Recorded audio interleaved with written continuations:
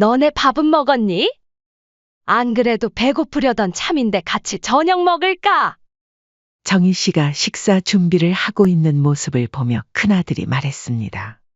엄마, 시간도 늦었는데 이제 슬슬 집에 가야 하지 않을까요? 그래요, 어머니. 고생하셨으니까 이제 그만 돌아가세요. 늦겠어요. 갑자기 왜 그러니? 나는 조금 늦게 가도 괜찮다. 어머님, 사실은요? 저희 엄마가 오시기로 했거든요. 네, 맞아요. 장모님이 오시기로 해서요. 오시면 어때? 오랜만에 같이 저녁이나 먹으면 되잖니? 아니요, 어머니. 저희 엄마랑 식사 자리는 다음에 마련할게요. 오늘은 저희 엄마가 불편해 하실 거예요. 불편해 하신다고? 내 말은 지금 나보고 집안일 다 했으니 가라고 말하는 거니? 내가 너네 가정부야? 잠시 침묵이 흘렀죠. 그러다 며느리가 대답했습니다. 무슨 말씀을 그렇게 서운하게 하세요? 그런 거 아니에요. 그런 게 아니긴? 지금 너네 필요할 때만 쓰는 가정부 취급하는 거 아니면 뭐니? 아니, 그게 장모님이 갑자기 연락을 하셔서 죄송하게 됐어요. 엄마도 장모님 성격 아시잖아요. 저희가 좀 배려해드려야죠. 배려한답시고 일만 실컷 시켜놓고 나를 내쫓는 자식이 세상에 어디 있니? 이번 사연의 주인공은 70세 김정희 씨입니다. 정희 씨는 작은 캐리어를 끌며 큰아들 박재훈의 아파트 현관 앞에 서 있었습니다. 엘리베이터에서 내려 복도를 걸어오는 동안 며칠 전 있었던 아들과의 통화가 다시 한번 머릿속을 스쳐 지나갔죠. 엄마, 이번 주말에 우리 좀 도와줄 수 있어요? 웬일이니? 평소엔 전화도 잘 안 하더니 아니, 우리가 중요한 약속이 있어서 엄마가 좀 도와주면 좋겠어요. 갑자기 무슨 약속인데? 그냥 지은이랑 중요한 모임이 있어서. 모임이라고? 그래서 엄마를 부르는 거니? 아니, 그게 엄마도 심심하실 것 같고 민서도 할머니 보고 싶어 하고 해서요. 정희 씨는 그 순간 가슴 한켠이 아려왔습니다. 큰아들 부부는 이렇게 손주 봐달라거나 집안일 좀 해달라는 부탁할 때 아니면 연락 한 번 없었죠. 이제는 필요할 때만 연락하는 남이 된 것 같았습니다. 현관 앞에 서서 초인종을 누르기 전 정희 씨는 잠시 망설였습니다. 집으로 돌아갈까 하는 생각도 스쳐 지나갔죠. 하지만 손주 민서의 웃는 얼굴이 떠올랐습니다. 하지만 그 생각도 잠시 작은 아들 재민이 어제 전화로 했던 말이 떠올랐습니다. 엄마, 형님이 또 손주 봐달라고 연락했어요? 항상 필요할 때만 연락하고. 엄마를 너무 이용하는 것 같아 마음이 안 좋네요. 정희 씨는 작은 아들의 말에 괜찮다 고 했지만 사실 그 말이 가슴에 콕 박혔습니다. 작은 아들 재미는 비록 경제적으로 넉넉하진 않았지만 한 달에 두세 번은 꼭 어머니를 찾아왔고 주말이면 가족과 함께 밥이라도 먹자며 데리러 오곤 했죠. 초인종을 누르자 큰며느리 이지은이 문을 열었습니다. 어머님, 오셨어요? 길은 안 막히셨어요? 환한 미소로 맞이하는 며느리의 얼굴이었지만 어쩐지 그 미소가 너무나 가식적으로 느껴졌습니다. 별로 안 막히더구나. 정희 씨가 대답하자 며느리는 한숨을 돌리는 듯했습니다. 다행이에요. 어머님 덕분에 저희가 한숨 돌리게 됐어요. 솔직히 다른 분한테 부탁할까도 했는데 역시 어머님이 제일 편해요. 돈도 안 들고요. 호호, 농담이에요, 아시죠? 돈도 안 든다고? 정희 씨는 순간 얼굴이 화끈거렸습니다. 아무리 농담이라지만 정말 자신이 공짜 식모라도 되는 것 같은 기분이었죠. 현관문을 들어서는 순간 집안의 아수라장이 눈에 들어왔습니다. 거실 테이블 위에는 큰아들 내외가 먹다 만 듯한 배달 음식 봉투가 여기저기 널브러져 있었고, 싱크대에는 며칠은 됐을 법한 설거지거리가 산처럼 쌓여 있었죠. 식탁 위에는 곰팡이가 핀 듯한 음식 그릇들도 보였습니다. 어머님, 죄송한데 주방 좀 정리해 주실 수 있으세요? 제가 요즘 너무 바빠서. 며느리가 말했습니다. 그리고 냉장고도 좀 봐주세요. 민서가 할머니가 해준 음식 먹고 싶다고 어찌나 조르던지. 이왕 해주시는 거 많이 좀 해주고 가시면 좋을 것 같아요. 정희 씨의 마음속에 작은 아들 재민의 집이 떠올랐습니다. 작은 아파트였지만 항상 깔끔하게 정돈되어 있었고, 작은 며느리 수연은 정희 씨가 방문할 때마다 어머님, 편히 쉬세요. 여기까지 와서 또 일하시려고 하지 마세요. 라고 말하곤 했죠. 아, 그리고 어머님. 큰 며느리가 지갑에서 카드를 두 손가락에 끼워 건네며 말을 이었습니다. 장도 좀 봐주세요. 식재료가 하나도 없어서. 민서 간식거리도 사다 주시고요. 어머님이 사주시는 게 제일 맛있대요. 그리고 청소도 좀 해주세요. 요즘 미세먼지가 심해서 민서가 자주 기침을 해요. 어머님이 청소해 주시면 너무 깨끗해서 좋더라고요. 정희 씨의 마음속에서 서러움이 조금씩 차올랐습니다. 손주를 봐달라고 해서 왔는데, 이제는 청소부의 장복이 대행까지 하는 신세가 된 것 같았죠. 그리고 문득 떠올랐습니다. 이 아파트 바로 자신이 평생 모은 돈으로 큰아들에게 사준 것이었습니다. 남편과 함께 어렵게 모은 돈으로 마련한 서울의 아파트였죠. 결혼할 때 자동차 구입비와 며느리 혼수 비용까지 모두 지원해 주었는데, 이제는 이렇게 하녀 취급을 받고 있었습니다. 정희 씨는 카드를 받아들며 속으로 한숨을 삼켰습니다. 할 말은 많았지만 참고 있었죠. 그때 방에서 뛰어나온 손주 민서가 정희 씨의 다리를 붙잡았습니다. 그나마 손주의 순수한 미소가 위안이 되었죠. 할머니, 아이의 눈빛에서 진심 어린 기쁨이 느껴졌습니다. 정희 씨는 잠시 모든 서운함을 잊고 손주를 안아 올렸습니다. 우리 민서 배 안 고파? 할머니가 맛있는 거 많이 해줄게. 그때 현관문 쪽에서 소리가 들렸습니다. 큰아들 재훈이 정장 차림으로 나타났습니다. 엄마, 왔어요? 저희 이제 출발해야 할 것 같아요. 큰아들은 어머니와 제대로 된 인사도 나누지 않고 시계만 쳐다봤습니다. 그래, 어디 가는데? 아, 친구들 모임이요. 중요한 자리라. 아, 맞다. 큰 며느리가 서둘러 말했습니다. 민서 유치원 가방도 좀 챙겨주세요. 월요일 유치원 보내실 때 필요하실 거예요. 그리고 숙제도 좀 봐주시고요. 저번에 어머님이 안 봐주셔서 선생님한테 혼난 적 있잖아요. 그리고 어머님, 민서 간식은 적당히만 주세요. 저번처럼 과자 많이 주시면 안 돼요. 건강에 안 좋거든요. 그렇게 말하고는 현관문을 닫아버렸죠. 방 안에 홀로 남은 정희 씨는 한동안 그 자리에 서 있었습니다. 싱크대에 쌓인 그릇들, 어지러운 거실, 정리되지 않은 장난감들. 모든 것이 한꺼번에 눈에 들어왔죠. 창 밖으로는 큰아들 부부가 즐거운 듯 차를 타고 떠나는 모습이 보였습니다.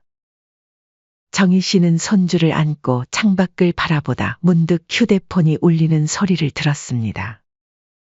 화면을 보니 작은 아들 재민이었죠. 어머니, 잘 도착하셨어요? 형님네 집은 어때요? 정희 씨는 잠시 말을 잊었습니다. 그동안 참았던 서러움이 목구멍까지 차올랐지만 애써 담담한 목소리로 대답했죠. 응, 잘 도착했어. 다들 나가고 민서랑 둘이 있네. 형도 진짜 정신 차려야 돼요. 엄마를 이용하려고만 하고. 다음에 저희 집 오셔서 푹 쉬다 가세요. 작은 아들의 따뜻한 말에 정희 씨의 눈시울이 붉어졌습니다. 고맙다, 재민아. 너는 항상 그렇게 엄마 생각해주고. 전화를 끊은 뒤 정희 씨는 묵묵히 집안일을 시작했습니다. 쌓여있는 설거지부터 하나씩 손을 대기 시작했죠. 민서는 할머니의 곁을 떠나지 않고 종일 따라다녔습니다. 할머니, 이거 봐요. 내가 그린 그림이에요. 민서가 그림을 보여주자 정희 씨는 잠시 설거지를 멈추고 손주의 그림을 보았습니다.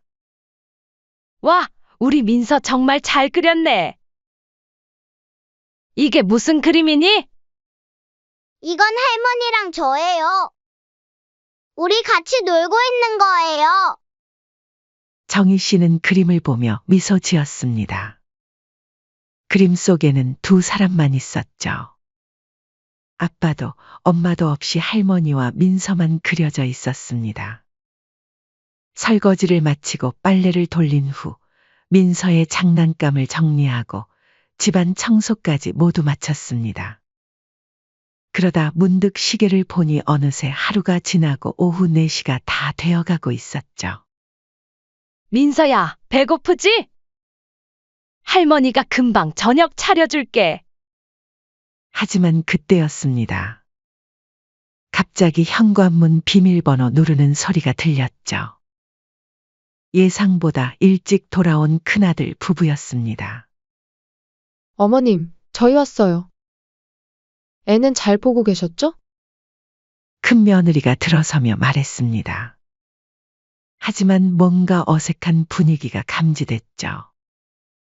두 사람은 골프백을 들고 있었고 얼굴에는 외출 후에 상기된 기색이 역력했습니다. 너네 밥은 먹었니? 안 그래도 배고프려던 참인데 같이 저녁 먹을까? 정희 씨가 식사 준비를 하고 있는 모습을 보며 큰아들이 말했습니다. 엄마, 시간도 늦었는데 이제 슬슬 집에 가야 하지 않을까요? 그래요, 어머니. 고생하셨으니까 이제 그만 돌아가세요. 늦겠어요. 갑자기 왜 그러니? 나는 조금 늦게 가도 괜찮다. 정희 씨가 물었습니다. 큰 며느리가 끼어들었죠. 어머님, 사실은요? 저희 엄마가 오시기로 했거든요. 네, 맞아요. 장모님이 오시기로 해서. 큰아들이 어색하게 웃으며 말했습니다. 정희 씨는 순간 손에 들고 있던 국자를 꽉 쥐었습니다. 방금 전까지 열심히 저녁 준비를 하고 있었는데 이제 와서 가라니. 게다가 안사돈이 온다고 자신을 내쫓는다니. 오시면 어때? 오랜만에 같이 저녁이나 먹으면 되잖니? 정희 씨가 애써 담담하게 말했습니다. 아니요, 어머니. 저희 엄마랑 식사 자리는 다음에 마련할게요. 오늘은 저희 엄마가 불편해하실 거예요. 불편해 하신다고? 정희 씨의 목소리가 떨렸습니다. 내 말은 지금 나보고 집안일 다 했으니 가라고 말하는 거니? 내가 너네 가정부야? 잠시 침묵이 흘렀죠. 그러다 며느리가 대답했습니다. 무슨 말씀을 그렇게 서운하게 하세요?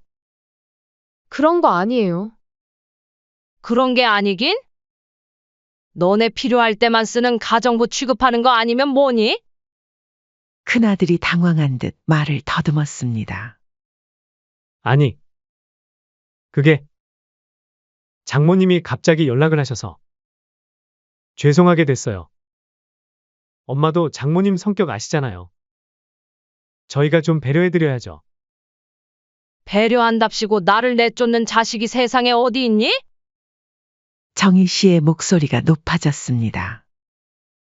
그리고 그놈의 배려는 매번 사돈댁에게만 해주는 거니? 나도 너네 가족이다. 너네 혹시 안 사돈 오기 전에 집 정리하려고 나 부른 거니? 큰 며느리의 표정이 굳어졌습니다. 그리고는 참지 못하고 내뱉었죠. 그거 조금 했다고 엄청 생색내시네요?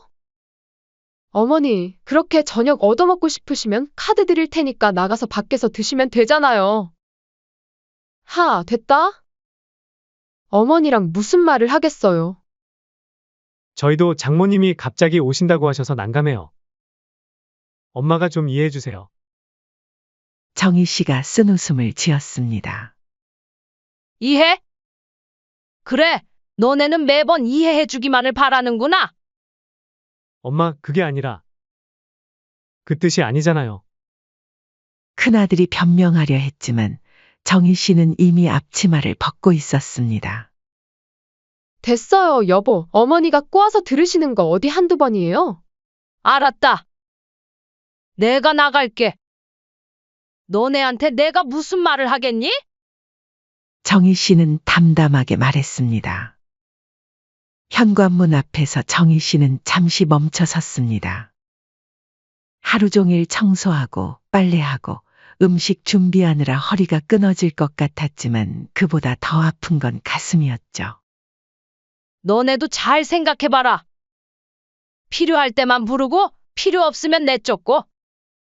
그렇게 살면 좋니? 큰아들은 아무 말도 하지 못했습니다. 큰 며느리는 어색하게 서 있었고요. 밖으로 나오는 순간 갑자기 눈물이 왈칵 쏟아질 것 같았습니다. 하지만 정희 씨는 꾹 참았죠. 엘리베이터를 기다리면서 정희 씨는 문득 깨달았습니다. 자신이 이제껏 얼마나 허상을 붙잡고 살았는지를. 자식이라는 이름으로, 손주라는 이름으로 얼마나 많은 것을 참아왔는지를.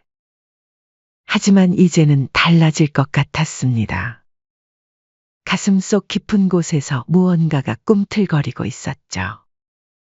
엘리베이터를 타고 내려가면서 정희 씨는 마음을 다잡았습니다.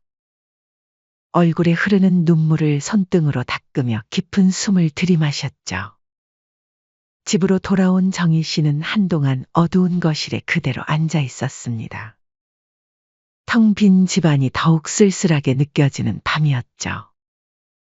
마치 오랫동안 끓어오르던 물이 서서히 식어가듯 정희 씨의 마음속 감정도 차갑게 식어가고 있었습니다.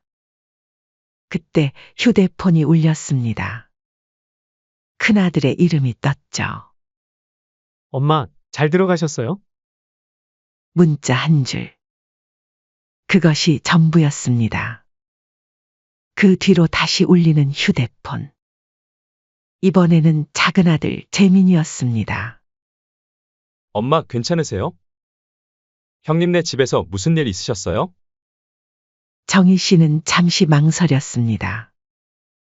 작은 아들에게 불평하고 싶지는 않았지만 이번만큼은 솔직하게 말하고 싶었죠. 재민아. 너무 서운하다.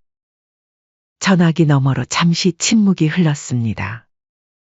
그리고 작은 아들의 따뜻한 목소리가 들려왔죠. 형도 진짜 너무하네요. 제가 형한테 다시 얘기 좀 해볼게요. 고맙다, 우리 재민아. 내가 못나서 너한테까지 신경 쓰게 만들었구나. 전화를 끊고 정희 씨는 서랍장에서 낡은 서류 봉투를 꺼냈습니다. 그 안에는 남편이 남긴 유품들이 있었죠. 통장, 부동산 문서, 그리고 큰아들에게 증여한 아파트 문서와 자동차 구매 영수증, 혼수 비용 내역까지 모두 있었습니다. 정희 씨는 서류들을 하나하나 검토하기 시작했습니다. 큰아들에게 준 모든 것에는 조건이 있었습니다. 효도라는 조건이었죠. 법적으로 명시되진 않았지만 정희 씨는 그것이 얼마나 중요한 조건이었는지 이제야 깨달았습니다. 정희 씨는 휴대폰을 다시 들었습니다. 이번에는 자신이 행동할 차례였죠. 손가락이 조금 떨렸지만 이제는 돌이킬 수 없었습니다. 예전에 다른 일로 상담을 했었던 윤 변호사에게 전화를 걸었습니다. 변호사님, 내일 시간 좀 내주세요. 상담 받고 싶은 게 있어요. 네, 정희 씨 오랜만이네요. 잘 지내셨죠? 무슨 일이신가요? 효도를 조건으로 한 증여 취소할 수 있을까요? 윤 변호사의 목소리가 진지해졌습니다. 충분히 가능합니다. 내일 모든 서류 가지고 오세요. 자세히 살펴보겠습니다. 전화를 끊고 정희 씨는 수첩에 모든 것을 정리하기 시작했습니다. 큰아들 부부가 자신을 어떻게 대했는지, 어떤 모욕적인 말들을 했는지, 모든 사실을 날짜별로 꼼꼼히 기록했죠. 정희 씨는 서류들을 정리하며 단단히 마음을 먹었습니다. 이튿날 아침, 정희 씨는 평소보다 일찍 일어났습니다. 잠을 제대로 이루지 못했지만 마음은 그 어느 때보다 명료했죠. 남편의 후배였던 윤 변호사와의 약속 시간이 다가오고 있었습니다. 이 모든 증빙 서류들 다 준비해 오셨군요. 변호사 사무실에서 윤 변호사는 정희 씨가 가져온 서류 더미를 하나하나 검토했습니다. 아파트 증여 계약서, 자동차 구매 영수증, 혼수 비용 내역. 모두 보관하고 계셨네요. 정희 씨는 조용히 고개를 끄덕였습니다. 이 서류들이 얼마나 중요해질지 그녀는 미처 알지 못했었죠. 하지만 남편은 알고 있었습니다. 그래서 그 모든 것을 깔끔하게 정리해두고 떠났던 것입니다. 정희 씨, 이런 경우에는 법적으로 조건부 증여에 해당할 수 있습니다. 특히 증여를 할 때 부양이나 효도를 전제로 했다면 더욱 그렇죠. 민법상 증여는 수증자의 배은망덕이나 중대한 의무 위반이 있을 경우 철회할 수 있습니다. 큰아들 부부가 정희 씨를 이런 식으로 대우했다면 충분히 소송의 근거가 됩니다. 정말로 다 돌려받을 수 있을까요? 정희 씨의 목소리가 미세하게 떨렸습니다. 윤 변호사는 확신에 찬 눈빛으로 고개를 끄덕였습니다. 가능합니다. 아파트는 물론이고 자동차와 혼수 비용까지 모두 반환 청구가 가능해요. 다만 법적 절차가 필요하니 시간이 좀 걸릴 수 있어요. 정희 씨는 잠시 생각에 잠겼습니다. 큰아들 내외를 완전히 무너뜨리게 될 이 결정, 정말 내려야 하는 것일까? 하지만 어제의 모욕적인 상황이 다시 떠올랐죠. 돈도 안 들고. 그거 조금 했다고 엄청 생색내시네요? 어머니, 그렇게 저녁 얻어먹고 싶으시면 카드 드릴 테니까 나가서 밖에서 드시면 되잖아요. 이런 말들이 머릿속을 맴돌며 정희 씨의 결심을 굳게 했습니다. 윤 선생님, 시작하죠. 모든 걸 돌려받고 싶어요. 윤 변호사는 미소를 지으며 고개를 끄덕였습니다. 좋습니다. 오늘부터 소송 준비를 시작하겠습니다. 우선 내용 증명부터 발송해야겠군요. 시간이 흘러 큰아들의 집으로 법원 내용 증명 우편이 배달되었습니다. 그날 오후 정희 씨의 휴대폰이 미친 듯이 울렸습니다. 진동하는 휴대폰 화면에는 재훈이라는 이름이 반복해서 떴죠. 정희 씨는 휴대폰을 조용히 바라보다가 한참 후에야 전화를 받았습니다. 엄마! 큰아들의 목소리가 전화기 너머로 들려왔습니다. 그의 목소리는 공포에 질려 있었죠. 이게 대체 무슨 짓이에요? 갑자기 내용 증명이 왔어요. 아파트 명도 소송이라니. 이게 무슨 소리예요? 정희 씨는 차분한 목소리로 대답했습니다. 너희한테 준 거 다 돌려받으려고. 아파트, 자동차, 혼수 비용까지 전부. 엄마! 이럴 수는 없어요. 우리가 살 곳이 어디 있어요? 애도 있는데. 그건 너희가 알아서 할 일이지?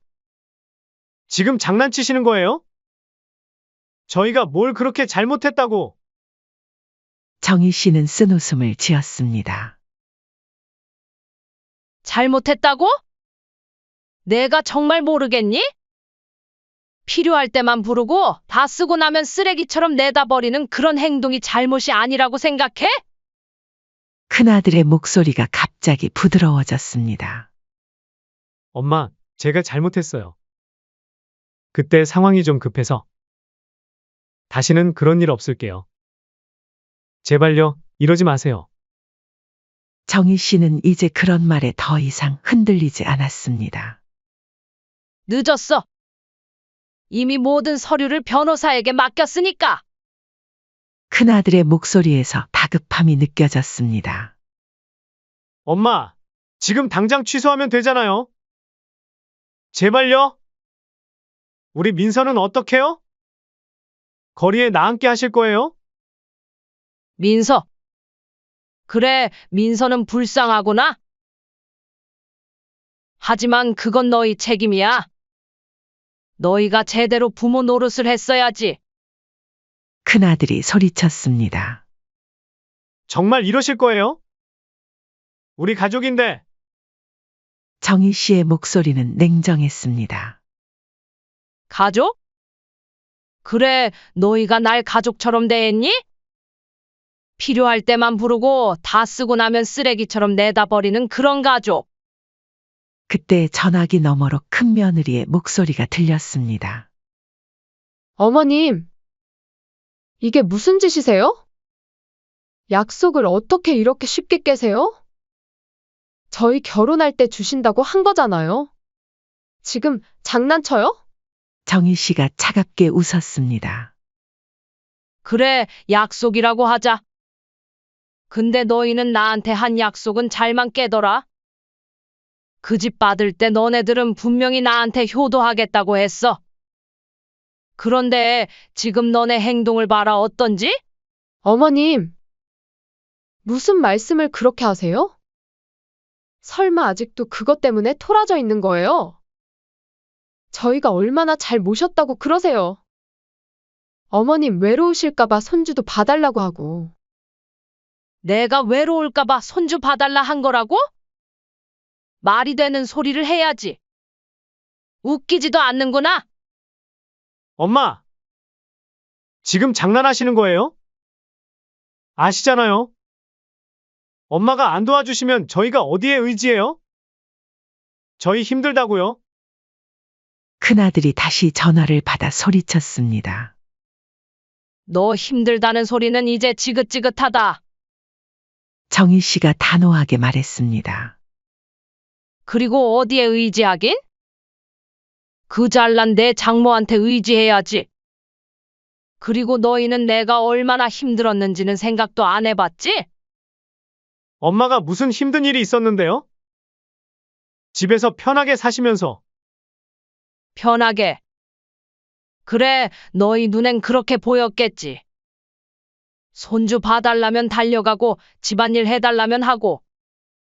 너희한텐 그게 당연했잖아. 어머님, 듣자 하니까 말 조심하세요. 큰 며느리가 다시 끼어들었습니다. 그럼 손주는 봐주기 싫으셨단 거예요? 민서를 그렇게 사랑하신다더니. 이지은 씨, 정희 씨가 큰 며느리의 이름을 부르며 말했습니다. 손주 이야기까지 꺼내면서 협박하는 건 너무 비열하지 않니? 비열하다니요? 어머님이야말로 얼마나 비열하신데요? 갑자기 이러시는 게 말이나 돼요? 이제 그만하자. 나 이번에 아파트 회수해서 전세로 내놓을 거야. 자동차도 돌려받을 거고 혼수 비용도 모두 돌려받을 거야. 뭐라고요? 엄마, 미쳤어요? 그래, 미쳤다 치자. 이제라도 정신 차린 거지. 너희한테 줄 생각 없어. 어머님, 저희 보고 그럼 어떻게 하라는 거예요? 그건 너희가 알아서 해. 젊은 사람들이 뭐가 두려워? 열심히 일하면 되잖아. 엄마! 이럴 순 없어요. 우리가 뭘 그렇게 잘못했다고. 큰아들이 격분했습니다. 너희한테 난 그저 집 줄 사람 아니면 가정부 정도였잖아. 이제 그만할래? 아니다. 고마워해야겠네. 내 덕분에 정신 차렸으니까. 이제 내 인생 찾아 살아볼래? 이제 전화하지 말거라. 앞으로 너희 연락 안 받을 거야. 정희 씨는 그대로 전화를 끊었습니다. 그리고 큰아들의 번호를 차단했죠. 곧바로 큰며느리에게서 전화가 왔지만 그것도 차단했습니다. 창밖을 바라보며 깊은 숨을 내쉬었습니다. 가슴 한켠이 아팠지만 이상하게도 후련했습니다. 마치 오랫동안 쌓였던 먼지를 털어낸 것처럼 상쾌한 기분이었죠. 한 달 후 법원에서 첫 심리가 열렸습니다. 큰아들 부부는 변호사를 선임해 왔지만 정희 씨가 가져온 증거들 앞에 그들은 무력했습니다. 아들이 주말마다 어머니를 하녀처럼 부려먹은 정황, 모욕적인 발언들. 그리고 필요할 때만 찾고 버리는 행태는 배은망덕한 행위로 인정되었습니다. 재판장은 엄숙한 목소리로 선고했습니다.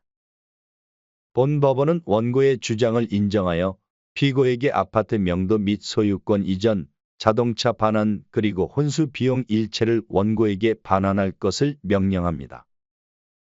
큰아들의 얼굴은 창백했습니다. 그는 어머니를 향해 마지막으로 애원의 눈빛을 보냈지만 정희 씨는 이미 고개를 돌려 재판장을 바라보고 있었습니다.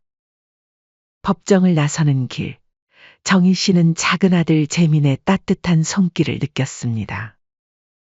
재민은 어머니의 재판을 지지하며 곁에서 계속 힘이 되어주었죠. 어머니, 마음이 많이 아프시죠? 정희 씨는 고개를 천천히 흔들었습니다. 아니다. 이상하게도 후련하구나. 내가 평생 번 재산인데 효도는커녕 나를 하녀처럼 부리는 자식에게 그냥 줄 수는 없잖니. 재민은 어머니의 손을 꼭 잡았습니다. 그의 눈에는 어머니를 향한 걱정과 사랑이 가득했죠. 앞으로 어떻게 하실 계획이세요? 정희 씨는 창밖을 바라보았습니다. 맑은 하늘이 펼쳐져 있었죠. 이제부터 내 인생을 살 거야. 너무 오랫동안 자식들을 위해 희생했어. 이제는 내가 주인공인 삶을 살 때가 됐어. 한 달 후 법원 집행관과 함께 큰아들의 아파트로 향했습니다. 강제 집행의 날이었죠. 법원의 판결에 따라 오늘부로 이 아파트의 명도 집행을 시작하겠습니다. 집행관이 현관문 앞에서 선언했습니다. 큰아들 부부는 이미 짐을 대부분 빼놓은 상태였고 민서는 큰며느리의 친정에 맡겨져 있었습니다. 엄마, 한 번만 더 생각해 주세요. 큰아들이 마지막으로 애원했습니다. 너희가 날 내쫓았을 때처럼 이번엔 너네가 나가야 할 시간이다. 큰며느리는 눈물을 흘리며 현관문을 나섰습니다.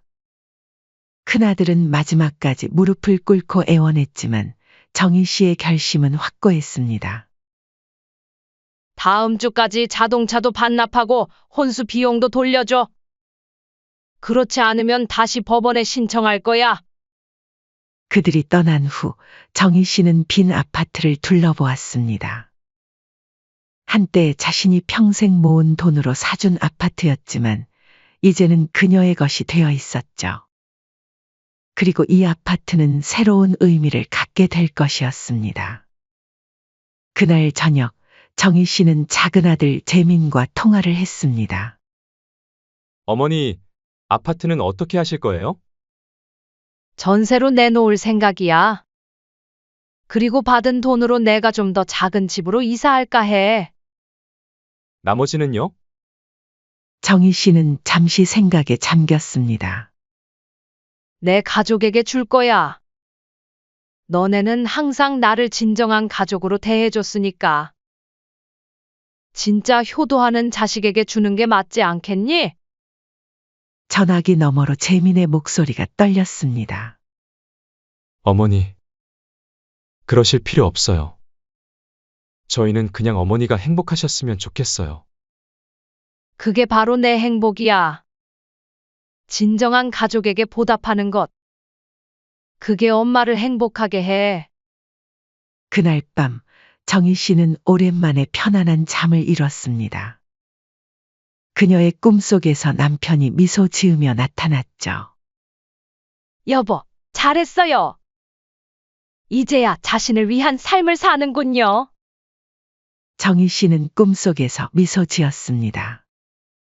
이제야 진정한 의미의 자유를 느끼고 있었죠.